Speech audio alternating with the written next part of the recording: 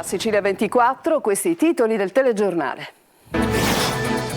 Era Matteo Messina Denaro, lo abbiamo riconosciuto subito, il colonnello arcidiacono, comandante dei ROS, che il 16 gennaio del 2023 ha arrestato il boss latitante da 30 anni, premiato oggi a Catania. Pietro Ciucci contestato fuori e dentro Palazzo Zanca, fischi e lancio di carta igienica dal movimento No Ponte contro la D della società Stretto di Messina. Rimandato al pomeriggio il suo intervento in aula consiliare per illustrare il progetto approvato dell'opera. 13 frustate in 11 secondi al pony lanciato in corsa allo Zen. In un video shock su Facebook l'animalista Enrico Rizzi scova un ennesimo caso di maltrattamento di cavalli costretti a correre per le scommesse clandestine.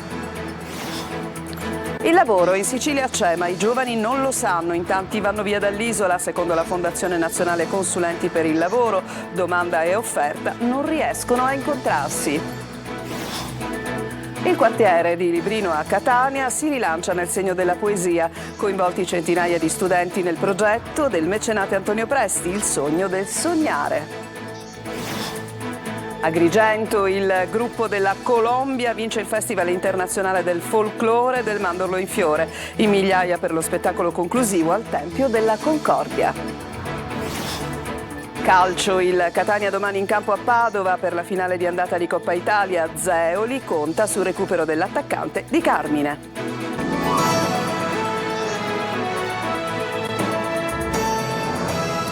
Bentrovati, premiato oggi a Catania il colonnello arcidiacono, è il comandante dei ROS dei Carabinieri che il 16 gennaio del 2023 ha arrestato Matteo Messina Denaro. È la prima volta che lo vedevamo, ha detto, lo abbiamo riconosciuto subito. Lorena Dolci. Ce lo siamo ritrovati davanti e lo abbiamo immediatamente riconosciuto per la somiglianza diciamo spiccata e notevole con i suoi familiari. Per noi è stata una grandissima sorpresa e non abbiamo avuto alcuna difficoltà appunto nel poter dire che quello si trattava senza alcun dubbio, era proprio Matteo Messina Denaro. Faccia a faccia con il boss ricercato da 30 anni. Il 16 gennaio del 2023 è proprio il colonnello Lucio Arcidiacono, comandante del primo gruppo dei ROS, che per la prima volta gli fa pronunciare il suo vero nome. Come ti chiami? L'ho detto. Come ti chiami? L'ho detto, Matteo Messina Denaro. I miei uomini, i miei carabinieri, insomma, vedere la soddisfazione nei loro occhi, vederli piangere, insomma, provare dei sentimenti così forti in mezzo alla strada e poi anche l'altra immagine forte che ricordo, insomma, è quella che è stata la reazione dei palermitani che erano lì presenti in quella zona, che hanno capito, insomma, che era successo qualcosa di importante e che hanno applaudito il lavoro che era stato fatto. Dietro quella cattura un lungo percorso di indagini che negli ultimi mesi ha imboccato la strada giusta. Negli anni solo l'Arma dei Carabinieri ha arrestato circa 200 tra esponenti delle famiglie mafiose del Trapanese, favoreggiatori, intestatari fittizi di beni. Catanese di Scordia, Arcidiacono è stato tra i premiati dell'Associazione Nazionale Antimafia Alfredo Agosta, che tiene viva la memoria del maresciallo dei Carabinieri ucciso 42 anni fa. Oggi la mafia ha un volto diverso, 42 anni fa sparava, oggi invece la troviamo infiltrata nelle varie amministrazioni e questo diciamo fa un po' più paura. Una mafia che cambia e per la quale servono strumenti sempre nuovi. Il ministro della Protezione Civile ha proposto una revisione della legge sullo scioglimento dei comuni per condizionamento mafioso. È una legge che non produce più gli effetti per i quali venne concepita. Se un comune è sciolto per mafia viene sciolto dopo il commissariamento per la seconda volta e viene sciolto dopo il commissariamento per la terza volta, c'è qualcosa che non funziona. Contestato fuori e dentro il comune di Messina il presidente, anzi scusate, l'AD, l'amministratore delegato della società Stretto di Messina, Pietro Ciucci, che avrebbe dovuto intervenire in aula consiliare proprio per illustrare il progetto approvato del ponte. Ci dice tutto Francesco Triolo.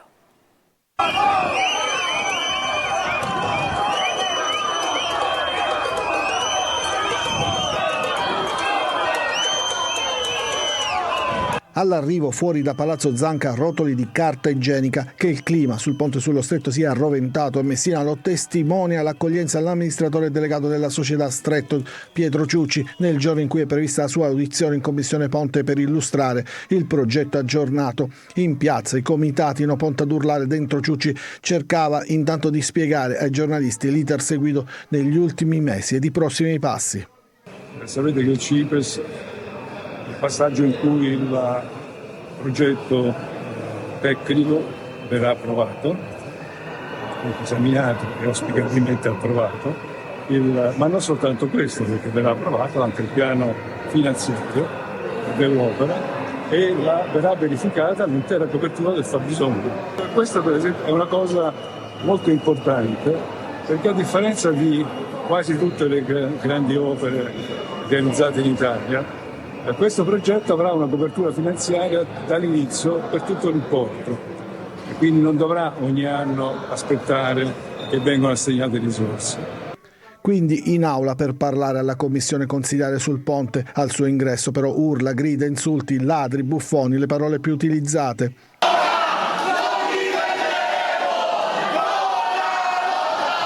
Da qui la decisione di sospendere la seduta, quindi le trattative con i manifestanti e la decisione di disporre lo sgombero dell'aula è tutto rinviato al pomeriggio. A Palermo il Forum Pace, Sicurezza e Prosperità. Migliaia di studenti universitari e delle accademie militari a confronto sul tema della pace. Marco Gullà. Il mondo oggi ha bisogno di pace più che mai e noi siamo a Palermo per promuovere appunto la pace. È il messaggio che ha mandato il canadese Steve Gregory, presidente dell'International Forum for Peace per la pace, ente no profit, al suo quarto appuntamento mondiale che si svolgerà fino a mercoledì prossimo a Palermo.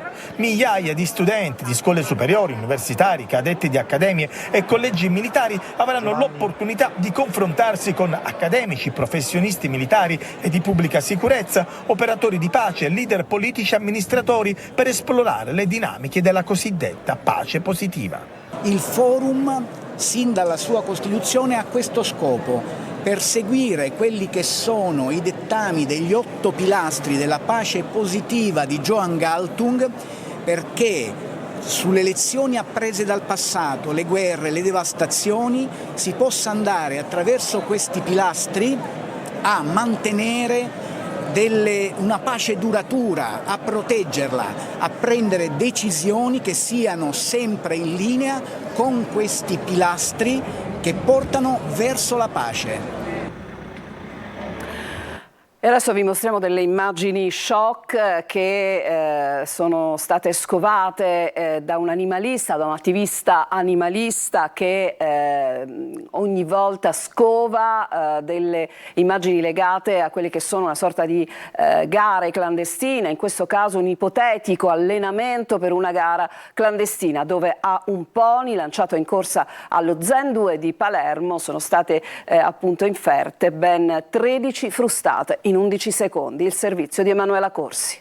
13 violente frustate ad un pony in appena 11 secondi. In questo video vi mostriamo quello che è accaduto in via Alessandro Pertini, allo Zen di Palermo, durante un allenamento o una corsa a cronometro, ovviamente illegale. A denunciare ancora una volta Enrico Rizzi, influencer per i diritti degli animali, che ha pubblicato sulla sua pagina Facebook l'ennesimo episodio di maltrattamento di animali utilizzati nelle gare clandestine. Corse illegali, dietro le quali ci sono interessi della mafia e un giro di scommesse di centinaia di migliaia di euro. Animali dopati, maltrattati, picchiati, spesso condannati a una brutta fine. Come il pony che un anno fa, sempre a Palermo, morì in uno schianto con un'automobile durante una corsa clandestina e il cavallo trovato morto sul ciglio del viale della regione siciliana. Catania, Messina e ora Palermo. Numerose le arterie più volte segnalate per la presenza di calessi da corsa, spesso nell'indifferenza delle istituzioni. Tutto questo è stato possibile per colpa, mi dispiace dirlo, di una totale e vergognosa assenza da parte dello Stato e delle istituzioni. Io auspico veramente che lo Stato, le istituzioni, le nostre forze dell'ordine che controllano il territorio si rendano conto che tutto questo è inammissibile, che ci sono delle leggi a tutela degli animali che vanno rispettate, che non si può mettere a rischio la sicurezza dei cittadini e che quindi serve un intervento davvero urgente e risolutivo, perché questi criminali non possono assolutamente continuare a fare quello che vogliono. Il video è già stato inviato al questore di Palermo. Arrivano i concorsi per infermieri e amministrativi nella sanità siciliana, dunque si sblocca la possibilità di assumere in vista della riforma del sistema sanitario. Fra Natale e Capodanno era arrivato lo stop, adesso il percorso riparte. 300 i posti disponibili. Manlio Viola. Arrivano 300 nuovi infermieri, amministrativi e tecnici nella sanità siciliana. Si sbloccano le assunzioni legate alla riforma del sistema e all'attuazione del PNRR che ridisegna una nuova assistenza. Viene così superato il provvedimento che imponeva ai manager di applicare le nuove misure territoriali ad invarianza di personale, ovvero utilizzando sempre lo stesso personale già presente. Una cosa praticamente impossibile da fare anche alla luce dei pensionamenti. La nuova circolare arrivata nei giorni scorsi ai manager delle ASP della regione supera lo stop che era arrivato fra Natale e Capodanno e dà il via libera alla prima ondata di assunzioni per i progetti di potenziamento della sanità grazie ai fondi del PNRR. I 300 nuovi arrivati verranno chiamati a far parte delle 50 centrali operative territoriali che vengono costituite. Da qui al 2026 ci saranno anche 155 case di comunità e 43 ospedali di comunità. Le centrali operative territoriali funzioneranno da plancia di comando per coordinare l'assistenza al paziente, metteranno in raccordo fra loro, anche attraverso la telemedicina, i grandi ospedali con le piccole realtà locali e le strutture sociosanitarie per assicurare l'assistenza ai pazienti senza necessariamente ricorrere a un ricovero. Per questo al loro interno il piano finanziato dal PNRR prevede che lavorino un coordinatore infermieristico da 3 a 5 infermieri e 1 o 2 amministrativi e tecnici. Il totale fa appunto circa 300 figure che le ASP, in base alla comunicazione ricevuta dall'assessore Volo e dal dirigente alla pianificazione Iacolino, dovranno completare entro il 30 di settembre, perché per quella data le centrali dovranno essere del tutto operative. Si tratta soltanto di una prima ondata che sarà seguita da altri concorsi, come già avvenuto alla Regione, dove hanno firmato i contratti alla fine dello scorso anno 500 nuovi assunti, per lo più destinati ai centri per l'impiego, e altri 250 sono in procinto di essere chiamati. In totale la Regione potrà fare fino a 1200 assunzioni nel triennio. Concorsi anche alla città metropolitana di Palermo per diplomati. Insomma, la pubblica amministrazione assume dopo quasi 2 decenni di stop, e ciò perché gli organici sono ormai ridotti all'osso. Continuiamo a parlare di lavoro, perché il lavoro c'è in Sicilia, ma i giovani non lo sanno, in tanti vanno via dall'isola. A dirlo è la Fondazione Nazionale Consulenti per il Lavoro, che appunto sostiene che molto spesso domanda e offerta non riescono ad incontrarsi. Marco Gullà. In Sicilia manca il lavoro. I dati aggiornati sulla disoccupazione certificano che di anno in anno la situazione nell'isola è sempre più grigia. Eppure, secondo la Fondazione Nazionale Consulenti per il Lavoro, spesso domanda e offerta non riescono a incontrarsi. In Sicilia tanti cercano lavoro e tante imprese cercano di assumere, ma questi due mondi difficilmente riescono ad incrociarsi. Quindi lavoro ci sarebbe, ma il più delle volte tanti giovani non sono a conoscenza che una determinata azienda possa ricercare dei profili. Il dato allarmante è che in Sicilia il 40% dei 300.000 posti offerti nel 2023 è rimasto vacante. Perché non c'è un allineamento tra l'offerta formativa e le richieste che vengono dal mondo dell'impresa. E quindi questo incrocio non ci può essere, rimangono giovani fuori dal mercato del lavoro e quindi disoccupati, e dall'altro lato le aziende hanno difficoltà a trovare il personale che serve con determinate competenze per portare avanti le aziende. Giovani che fuggono dalla Sicilia anche perché manca un altro tassello, quello della formazione. Vanno via perché qui non sono formati appunto per le richieste che il mondo del lavoro richiede, per cui le istituzioni, tutti dobbiamo fare squadra nel preparare questi ragazzi con la formazione, far sì che questo incrocio domande e offerte tra le aziende e il mercato del lavoro sia un fatto reale. Una situazione a dir poco paradossale se si considera anche che molti giovani hanno dovuto lasciare la propria terra e magari svolgere una professione all'estero che avrebbero invece potuto coprire in Sicilia. Il comune di Catania è ancora in deficit, i conti non vanno bene e il 2024 sarà ancora un anno di dissesto con tutte le conseguenze negative del caso. Ad affermarlo è il capogruppo del PD, Maurizio Caserta, lo ha sentito Adelaide Barbagallo. Catania non è in fase di rilancio, il comune continua ad avere tanti debiti e il 2024 sarà ancora un anno di dissesto finanziario. A dirlo a chiare lettere Maurizio Caserta, capogruppo del PD in Consiglio Comunale ed ex candidato a sindaco di Catania. Il periodo di risanamento doveva chiudersi allo scadere dei 5 anni e dunque lo scorso dicembre, ma, spiega Caserta, l'organismo straordinario di liquidazione è stato prorogato e il motivo è semplice. Non è riuscito a pagare tutti i debiti. È rimasto con un peso abbastanza significativo.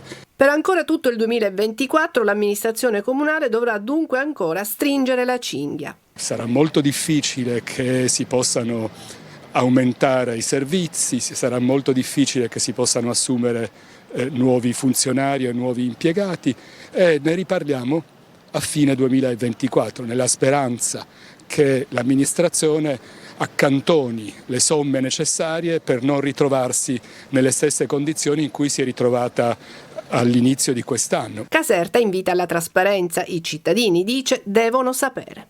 Tutto questo non è imputabile a questa amministrazione, solo è opportuno che questa amministrazione dica alla città come stanno le cose, per non far credere che la città è avviata ad una fase di rilancio. Questo non è vero. Adesso ci fermiamo, c'è una pausa, torniamo tra poco e vi portiamo al sogno del sognare di Antonio Presti.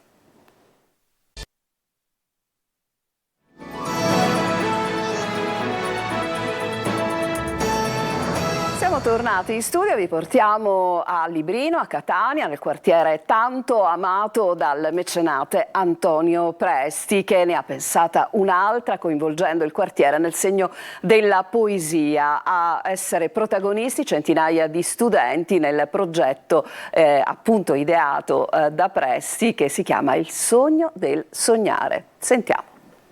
Un percorso guidato al sogno con la dirompente forza della parola. È il nuovo ambizioso progetto di Antonio Presti, il mecenate e maestro della bellezza, capace, attraverso l'arte, di portare gioia, etica, creatività e soprattutto voglia di riscatto.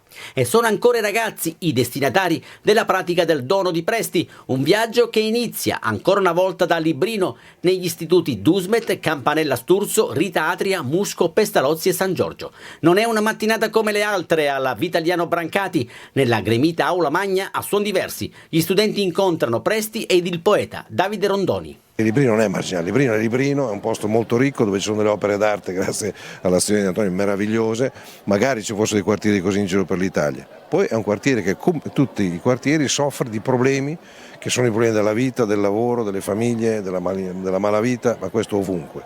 Gli fa eco Antonio Presti che annuncia un altro progetto. Un cavallarato a Librino con i poeti è la visione del sogno del sognare, e questo Librino ha bisogno e questo ha bisogno anche questa nostra umanità che non ha più il cuore a tamburo di bellezza, anestesizzato dall'arroganza dell'ignoranza. Qui a Librino innestiamo e seminiamo sempre quel valore di bellezza. Poi spazio ai ragazzi veri e propri cittadini del domani. In un tramonto, uno sguardo, un disco. Se mi guardo attorno penso che sono fortunato. Non so chi ha creato il mondo, ma so che era innamorato. Adesso andiamo ad Agrigento, il gruppo della Colombia vince il Festival internazionale del folklore del Mandorlo in fiore. In migliaia hanno assistito allo spettacolo conclusivo al Tempio della Concordia, ma sentiamo tutto nel servizio di Davide Sardo. Tempio d'Oro va alla Colombia!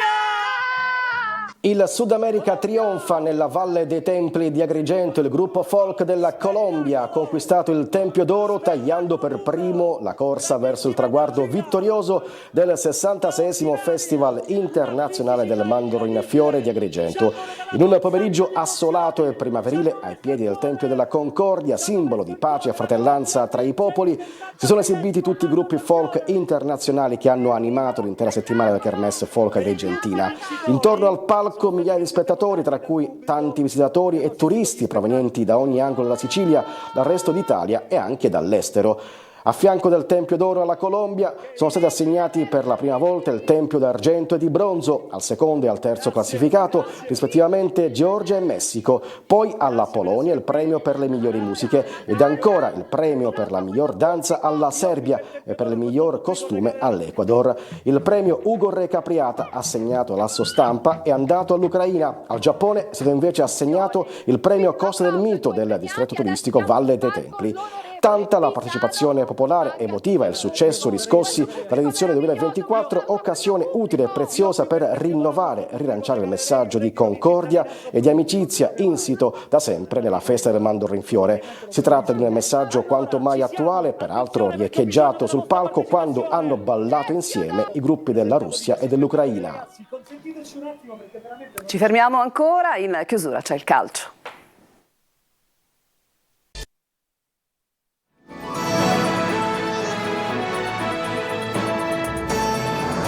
Siamo tornati in studio per il calcio, vigilia della finale d'andata di Coppa Italia che domani pomeriggio vedrà il Catania giocare a Padova. Zeoli conta di recuperare Di Carmine per cercare di farlo giocare sin dall'inizio. Sentiamo Francesco Triolo. L'attesa sta per terminare, l'adrenalina inizia a farsi sentire, inutile nascondersi, la finale di Coppa Italia di Serie C è per il Catania un passaggio chiave della stagione per raddrizzarla, per mettersi in linea con le ambizioni di inizio campionato della società rossazzurra. Domani all'Euganeo di Padova il primo faccia a faccia di una doppia sfida che si preannuncia ad alti ritmi e ad alta tensione. Il Catania ci arriva con la vittoria sul Cerignola come bagaglio e con la consapevolezza che non si può sbagliare. Quasi 1500 i biglietti staccati solo per il settore ospiti, ecco il termometro dell'attesa in casa Etnea.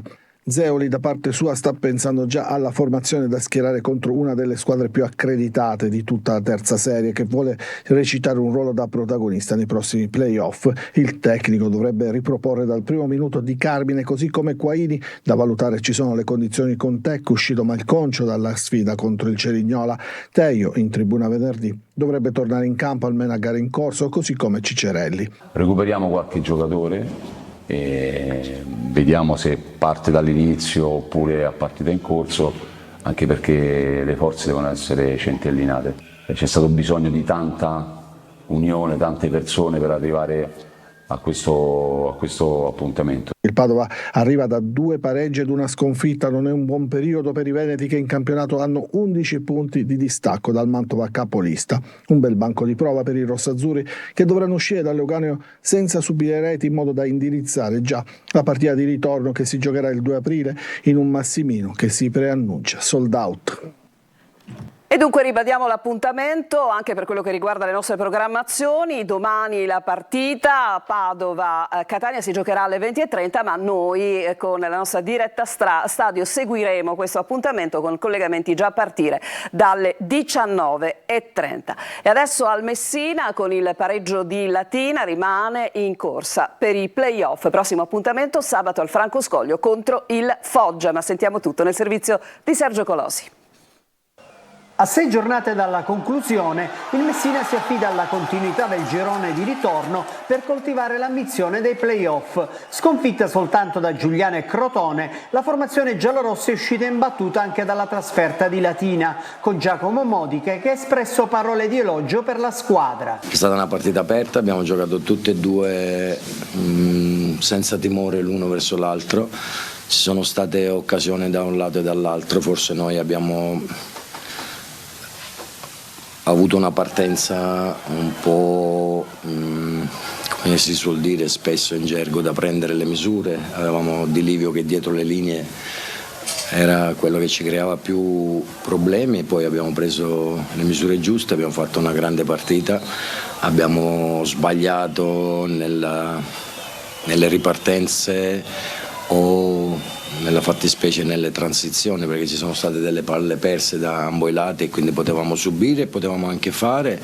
L'ultimo passaggio è la giocata che ci permetteva di portare a casa il risultato, anche se ritengo che nell'economia dei 95 minuti, avendo espresso un buon calcio sia noi che loro, lo prendo per ottimo risultato e andiamo avanti. Negli ultimi 6 appuntamenti il Messina ospiterà Foggia, Monterosi e Potenza. In trasferta invece Juve Stabia, Catania e Monopoli. E fra poco, subito dopo la sigla del nostro telegiornale, anteprima corner, obiettivo puntato su Palermo, Catania e Messina e ovviamente lunedì vi rimando anche all'appuntamento immancabile con corner, questa sera alle 20:45, tutto dedicato al Catania. In tutti e due gli appuntamenti troverete alla conduzione Angelo Gagliano. Per quanto riguarda il TG è tutto, prossimo appuntamento alle 19. Buon pomeriggio.